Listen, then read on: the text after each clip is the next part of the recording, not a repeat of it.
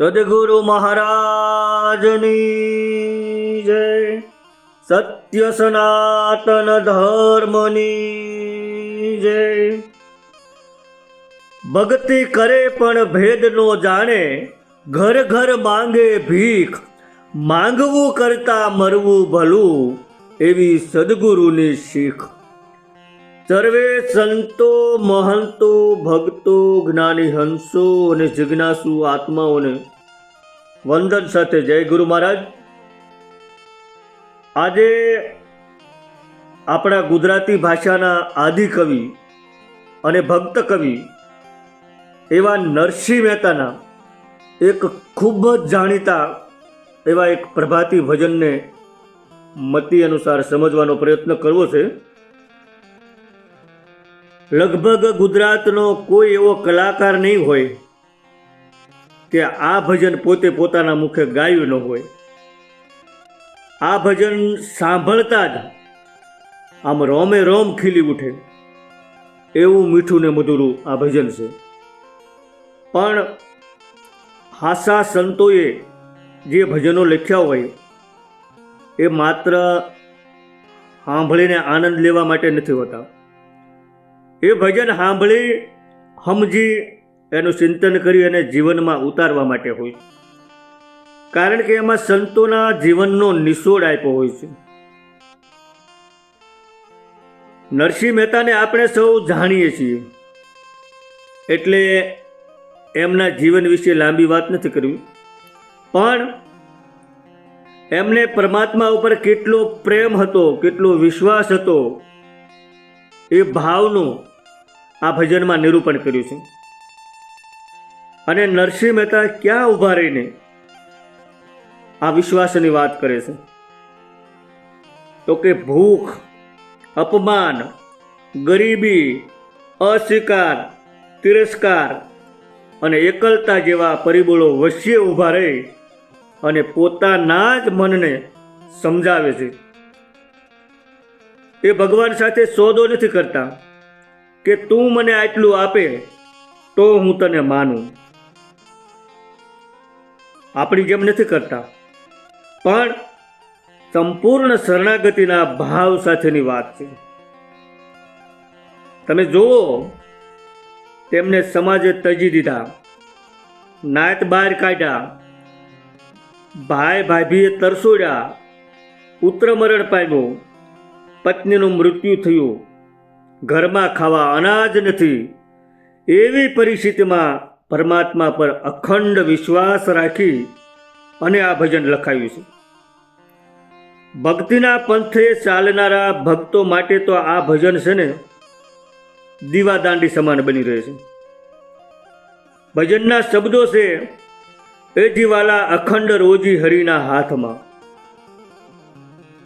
હવે આ ભજનને મારી અલ્પમતીથી સમજવાનો પ્રયત્ન કરું છું, તો કે તમને મજા જ આવશે, પણ છતાંય એમાં કાંઈ ત્રુટિ રહે, કાંઈ ખામી રહે તો એ બધી મારી હશે, પણ આપ મોટું મન રાખી અને ક્ષમા કરશો, કારણ કે નરસિંહ મહેતા જે ભૂમિકાએ રહીને બોલ્યા છે ને એ ભૂમિકાએ આપણે નથી પહોંચ્યા, અને એ ભજનને સમજવું હોય ને તે એ ભૂમિકાએ પહેલાં પહોંચવું જોઈએ। અને છતાંય જીવને નિર્ભયતા, શ્રદ્ધા અને આત્મવિશ્વાસ તરફ લઈ જતા આ ભજનના થોડા શબ્દો સમજાઈ જાય ને તોય ઘણું છે। તો જોઈએ આ ભજનના શબ્દો। પહેલી કડીમાં નરસિંહ મહેતા શું કહે છે? જીવાલા અખંડ રોજી હરિના હાથમાં રે, એ વાલો મારો જુએ છે વિચારી, દેવારે વાળો નથી એ દુબળો, ભગવાન નથી રે ભિખારી, હે જીવાલાય ખંડ રોજી હરિના હાથમાં, હરિના હાથમાં. એજી વાલા અખંડ રોજી હરિના હાથમાં. આ પ્રથમ કડી સાંભળીને મનમાં પ્રશ્ન થાય કે નરસિંહ મહેતા કોને ઉદ્દેશીને કહે છે કે તારી રોજી રોટી ભગવાનના હાથમાં છે? એના સગા સ્નેહીઓને કહે છે, ભક્તોને કહે છે, કોને કહે છે? તો નરસિંહ મહેતા પોતાના મનને જ કહે છે. પણ સમજવાનું છે તો આપણે બધા એવો ભજનની કડીનો સામાન્ય ભાવાર્થ તો એવો થાય કે હે ભક્ત, હે જીવ, તું ચિંતા કરમાં, તારી રોજી રોટી ભગવાનના હાથમાં છે. તારો પ્રભુ અંધ નથી કે તને ભૂલી જાય. તે વિચારપૂર્વક સૌના જીવનની વ્યવસ્થા કરે જ છે. કીડીને કણ, હાથીને મણ આપી જ રહે છે. અને ભગવાન કોઈ ગરીબ કે લાચાર નથી. એ કોઈની પાસે માંગતો નથી. એ તો સર્વને બધું આપનાર છે. તું ચિંતા ન કર, પણ અટલ વિશ્વાસ રાખ. ભગવાન કોઈને ભૂખ્યા સુવાડતો નથી, પણ આપણને વિશ્વાસ નથી, આપણને શ્રદ્ધા નથી. જેણે જેણે પૂર્ણ વિશ્વાસ અને પૂર્ણ શ્રદ્ધા રાખી અને સમર્પણ કર્યા છે ને, એના કામ સુધરી ગયા છે. એનું કાંઈ અટક્યું નથી. એવા ઘણા આપણે દાખલા જોઈએ છીએ. આ નરસિંહ મહેતાનો જ દાખલો તમે જોઈ લો. અખંડ રોજી હરિના હાથમાં. તે કર્મ, ભાવ અને યોગ્યતા જોઈને ભગવાન બધાને આપે છે. અહીં જુઓ તમે, અખંડ રોજી કીધું છે, માત્ર રોજી નહીં. અખંડ રોજી એટલે માત્ર રોટલી નહીં, પણ જીવન ચાલે એ બધું. અખંડ રોજી એટલે માત્ર પેટ ભરવા માટે રોટલી જ નહીં, પણ શરીર માટે અન્ન, મનની શાંતિ અને જીવનનો આશ્રય, આ બધું ભગવાનના નિયંત્રણમાં છે. અને છતાંય માણસ હું કરું એવા અહંકારમાં ફરે છે. પણ એ બધી અજ્ઞાનતા છે. હું કરું એ જ અજ્ઞાનતા. જેમ સકટનો ભાર વિશ્વાન તાણે. અહીં આપણને પ્રશ્ન થાય કે જો રોજી હરિના હાથમાં હોય તો પછી માણસ એટલી બધી ચિંતા કેમ કરે છે? તો એનું કારણ એ છે કે માણસ ભગવાનને માને છે, પણ પૂર્ણ વિશ્વાસ નથી કરતો. માનવું અને વિશ્વાસમાં ઘણો ફેર છે. માન્યતા છે ને એ બુદ્ધિ મારે છે, અને જ્યારે વિશ્વાસ છે ને એ હૃદયમાં ઉતરે છે. અને ચિંતા એ અવિશ્વાસ છે, વિશ્વાસ એ ભક્તિ છે. કોઈ પણ ભક્ત ભક્તિ કરતો હોય અને ચિંતા કરતો હોય ને, તો ભગવાન ઉપર પૂરો વિશ્વાસ નથી, અવિશ્વાસ છે, એવું સમજી લેવું. અને પાછલી કડીમાં શું કીધું છે કે દેવાવાળો નથી દુબળો, ભગવાન નથી રે ભિખારી. તો ભગવાન એવો દુબળો નથી કે કોઈના દાનની એને જરૂર પડે.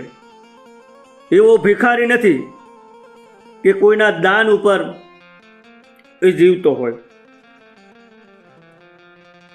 અને ભગવાનને કોઈના પૈસા કે પૂજા કે એના ફૂલ કે કોઈ સામગ્રીની એ કોઈને કાંઈ જરૂર નથી. કારણ કે એ તો સંપૂર્ણ છે, એ સ્વયં સિદ્ધ છે. એને કોઈની પાસેથી કશું લેવાનું નથી. એને તો બધાને આપવાનું છે. હવે આ વાતમાં કોઈની શ્રદ્ધા તોડવાની મારી વાત નથી હો, પણ ભજનના ભાવને સમજવા પૂરતી જ વાત છે. કોઈ ભક્તિ કરતું હોય, પૂજા કરતું હોય, સાકાર ભક્તિ કરતો હોય, એનો મારો કોઈ વિરોધ નથી, કોઈ ખંડન મંડન નથી. માત્ર ભજનના ભાવને સમજવા પૂરતી વાત કરીશું. એટલે નરસિંહ મહેતા સાધકની ચિંતા પર પ્રહાર કરીને કહે છે કે ચિંતા છોડો, ભય છોડો, વિશ્વાસ રાખો. બધું હરિના હાથમાં છે. રોજી રોટી, જીવન અને અંતિમ કલ્યાણ પણ એ બધું હરિના હાથમાં છે. અને ચિંતા કરવી એટલે ભગવાન પર શંકા કરવી એવું થાય છે. માટે સંપૂર્ણ વિશ્વાસ અને સંપૂર્ણ શરણાગતિ રાખો, તો બીજી કોઈ ક્રિયા ન કરો તોય હાલશે, અને ભગવાન તમારી બધી ચિંતાનો પાર આણી દે છે. હવે બીજી કડીમાં આગળ શું કહે છે? જીવાલા જળ ને સ્થળ બેવું ગમશે રે, અને આ કાયા છે વિનાશી. એ જીવાલા જળ ને સ્થળ બેવું ગમશે, અને આ કાયા છે વિનાશી. સર્વેને વાલો મારો એ આપ છે, મનડા રાખો ને વિશ્વાસી. એવી અખંડ રોજી હરિના હાથમાં, હરિના હાથમાં. અહીં શું કીધું છે કે એજી વાલા જળ ને સ્થળ બેઉ અગમ છે. હવે અગમ એટલે જેની ગમ ન પડે, એનો કોઈ તાગ ન મેળવી શકાય. પણ અહીં આપણને અસરજ લાગે કે આ વૈજ્ઞાનિક યુગ છે, તો જળ અને સ્થળનો તાગ મેળવવા ધારે તો મેળવી શકે, અને છતાંય નરસિંહ મહેતાએ જળ અને સ્થળને અગમ કેમ કીધા? એવો પ્રશ્ન થાય, અને થાવો પણ જોઈએ.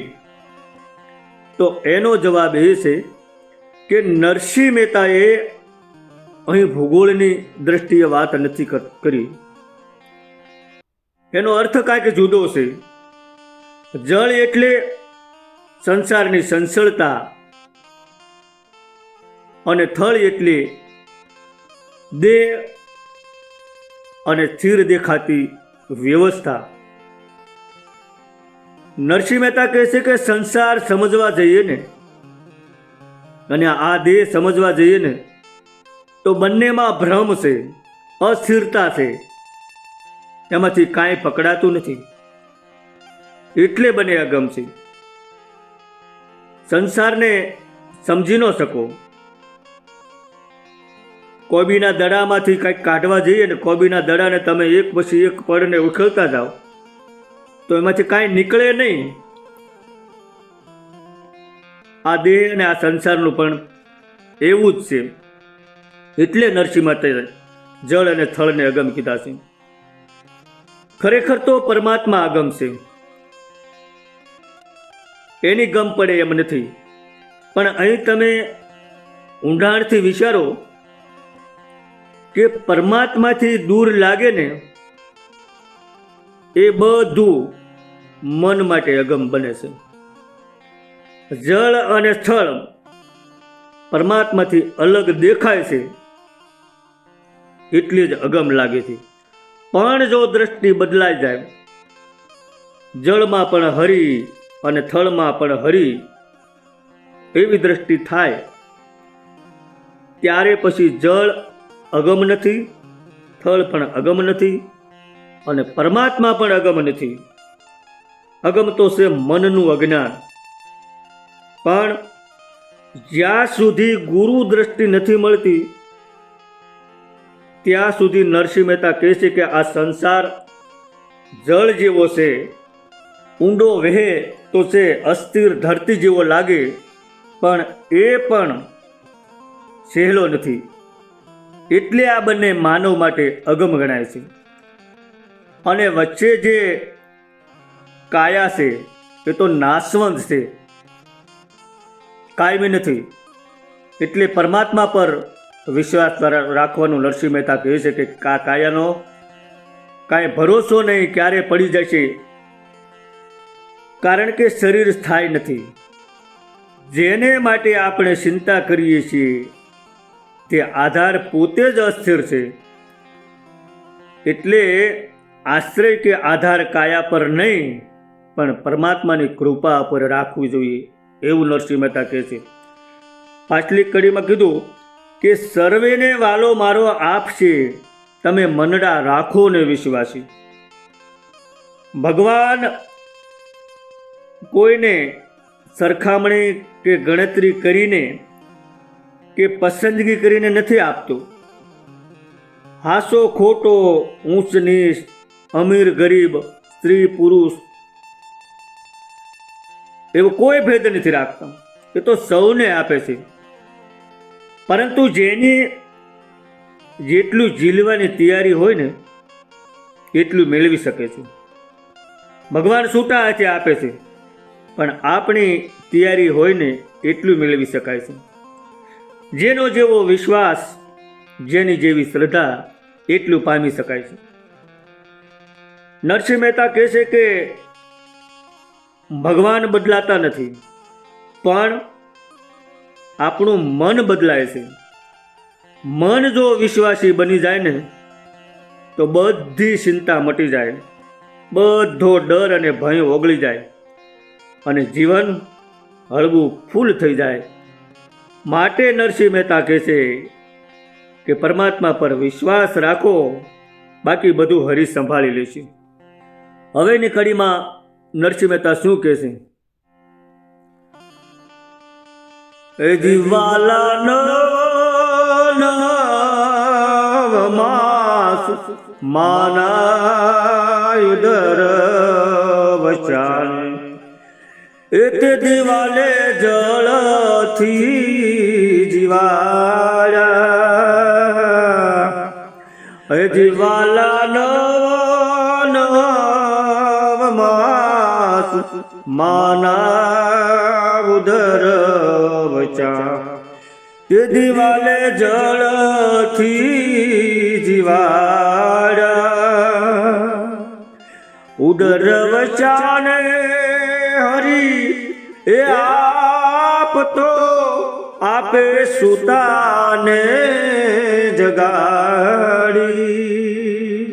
હે દિવાલા અખંડ રોજી હરિના હાથમાં, હરિના હાથમાં.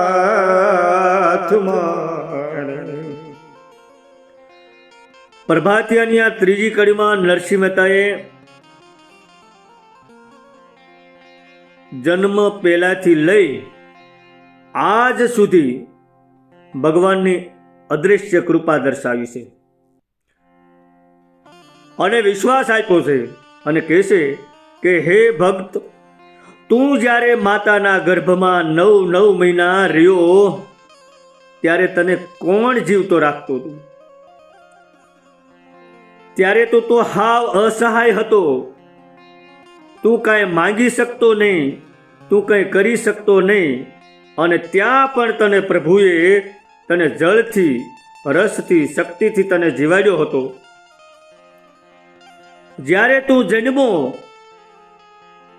એ પહેલા પણ હરિ તને તારી બધી જરૂરિયાત પૂરી કરી. તું જન્મો પણ ન હતો ત્યારે પણ હરિ આપતો જ હતો. આજે પણ ભગવાન કોઈને ભૂખ્યા સુવાડતો નથી, એ સૂતાને જગાડીને આપે છે. 9 મહિના માના ઉદરમાં પૂર્ણ અસમર્થતા ગણાય. તેથી બોલી શકાતું નહીં, માગી શકાતું નહીં. અને જાતે રક્ષણ કરી શકાતું નહીં, છતાંય પરમાત્માએ જીવતો રાખ્યો. એનું કારણ કે વ્યવસ્થા બધી હરિની હતી. જે ભગવાને જન્મ પહેલા સંભાળ્યો, બધી વ્યવસ્થા કરી, તો એ આજે શું ભૂલી જશે? એવી શંકા કેમ? અને આવું તો નરસિંહ મહેતા જ બોલી શકે હો. જેને પરમાત્મા પર પૂર્ણ ભરોસો હોય એ જ કહી શકે. જળથી જીવાડ્યા એવું કીધું છે. તો અહીં જળનો અર્થ માત્ર પાણી નહીં, પણ જળ એટલી પ્રાણ શક્તિ, પોષણ, અદ્રશ્ય વ્યવસ્થા એવું સમજવાનું છે. પછી કીધું આપે સૂતાને જગાડી. તો એનો મતલબ તત્વાર્થની દ્રષ્ટિએ એવો પણ થાય કે સૂતા એટલે અહંકારમાં સૂતેલો જીવ, માયામાં સૂતેલો જીવ, સંસાર મોહમાં સૂતેલો જીવ, એ બધાને પણ ભગવાન જાગૃત કરીને કોઈ ભેદભાવ રાખ્યા વગર આપે છે. ખરેખર તો સૂતું છે મન, અહંકારમાં સૂતું છે, ચિંતામાં સૂતું છે, માયામાં સૂતું છે. એ મનને જગાડવાનું છે. મનને કોણ જગાડે? તો કે કોઈ હાસા સદગુરુ મળે, બ્રહ્મનિષ્ઠ અને બ્રહ્મસોત્રી એવા સદગુરુ મળે ને તો મન અજ્ઞાન દશામાંથી જાગી જાય. હવે છેલ્લી કડીમાં નરસિંહ મહેતાએ બહુ પૂર્ણ વિશ્વાસ વ્યક્ત કર્યો છે. શું કહે છે? એ દિવાલા ગરુડે ચડીને ગોવિંદ આવશે રે, એ આવશે અંતર્યામી.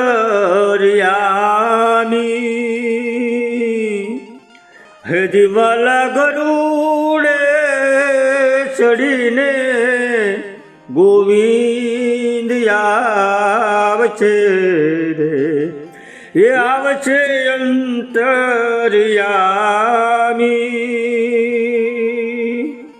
ભાવટ ભાગે ભૂદરો મહેતા નરસિંહનો સ્વામી. હે દિવાલાય ખંડ રોજી હરિના હાથમાં, હરિના હાથમાં રે. હવે આ કડીમાં કવિની અસાધારણ શ્રદ્ધા, અસાધારણ એટલે કે અખંડ શ્રદ્ધા પ્રગટ થાય છે. નરસિંહ મહેતા કહે છે કે માના ઉદરમાં અંધારી કોટડીમાં પણ જો ભગવાને જીવાડ્યા હોય, એવા અસહાય દુઃખમાં પણ મારા વાલે સહાય કર્યું હોય, તો હવે કેમ ન કરે? એવી અતૂટ શ્રદ્ધા સાથે નરસિંહ મહેતા કહેશે કે ગરુડે ચડીને ગોવિંદ આવશે. ગોવિંદ એટલે ભગવાન વિષ્ણુ, અને ગરુડ એ ભગવાન વિષ્ણુનું વાહન ગણાય છે. એટલે નરસિંહ મહેતા આનંદપૂર્વક કહેશે કે મારો વાલો ગોવિંદ આવશે, ગરુડ પર સવાર થઈને આવશે, એટલે કે પૂર્ણ શક્તિ સાથે આવશે. હવે તત્વાર્થની દ્રષ્ટિએ ગરુડ એટલે વિવેક દ્રષ્ટિ, ઊંચી દ્રષ્ટિ, અને ગરુડે ચડીને આવશે એનો અર્થ એવો સમજવાનો છે કે આ કોઈ બહારથી ભગવાન આવતો દેવ નથી. જ્યારે જીવનો પૂર્ણ વિવેક જાગે ને ત્યારે ગોવિંદ આવે, પ્રગટ થાય. જીવનો વિવેક પૂર્ણ રીતે જાગે ત્યારે ગોવિંદ આવશે, અંતર્યામી આવશે એવું કીધું છે. તો એનો અર્થ એ છે કે ભગવાન ક્યાંય બહાર શોધવાનો વિષય જ નથી. ક્યાંય મંદિર મસ્જિદમાં ભગવાન નહીં મળે, ક્યાંય આકાશમાં નહીં મળે, ક્યાંય તીર્થાટનમાં નહીં મળે. પણ જ્યારે સાધકની ભીતર જ્ઞાન પ્રગટશે, વિવેક જાગશે, વૈરાગ જાગશે, ત્યારે અંતરમાં જ પ્રગટ થાય છે. નરસિંહ મહેતા એવું કહે છે કે પરમાત્માને ક્યાંય બહાર શોધવા જશો ને તો જિંદગી પૂરી થઈ જશે, તોય ભગવાન નહીં મળે, પણ સત્ય જ્ઞાન થકી જ એની અનુભૂતિ થશે. પછી કીધું ભાવટ ભાંગે ભૂદરો. ભાવટ એટલે ભવસાગર. તો આ ભવસાગર તૂટે કેવી રીતે? જ્યારે સાધકની ભક્તિ પારાકાષ્ઠે પહોંચે ને ત્યારે એના માટે સંસાર આમ તો તૂટતો નથી, પણ જ્યારે અંતરમાં હરિ પ્રગટે એટલે સંસારમાં રહેવા છતાં સંસારનો ભય તૂટી જાય છે. પરમાત્મા જીવને અડગ નિર્ભય બનાવે છે. અને છેલ્લે નરસિંહ મહેતાએ કીધું કે મહેતા નરસિંહનો સ્વામી. કોણ આવશે કે મહેતા નરસિંહનો સ્વામી? તો અહીં સેવક અને સ્વામીનો નાતો વ્યક્ત કર્યો છે. આ વાક્યમાં અહંકાર નથી, પરંતુ સંપૂર્ણ શરણાગતિ છે કે હું કવિ નથી, હું સાધક નથી, હું જ્ઞાની નથી, હું ભક્ત નથી, હું તો માત્ર તારો છું. અહીં તત્વની દ્રષ્ટિએ ભક્ત અને ભગવાનની એકતા દર્શાવી છે, નોખા નથી, બે એક છે એવો ભાવ વ્યક્ત કર્યો છે. આખા ભજનનો ટૂંકમાં સાર એટલો સમજવાનો છે કે જે ભગવાને માતાના ગર્ભમાં જીવાડ્યો છે, જીવન આપ્યું છે, રોજી આપી, એ આજે ભૂલી જશે એવી શંકા ન રાખો, પણ શ્રદ્ધા રાખો, બધી ચિંતા છોડો, મન વિશ્વાસી રાખો, કારણ કે અખંડ રોજી હરિના હાથમાં છે. તમને જો પૂર્ણ શ્રદ્ધા હશે, પૂર્ણ વિશ્વાસ હશે, તમે સત્યના રસ્તા ઉપર હશો તો બધી તમારી ચિંતા પરમાત્મા સંભાળેલી છે. એવો ભાવ નરસિંહ મહેતાએ આ પ્રભાતી ભજનમાં વ્યક્ત કર્યો છે. અને મારી મતિ અનુસાર, મારી અલ્પમતિથી મેં મારી વાત કરી છે ને એમાં જે કાંઈ ખામી રહી હોય, ખોટ રહી હોય, એ આપણા પોતાની તમારી સમજથી સમજી લેજો. સદગુરુ ભગવાનની જય.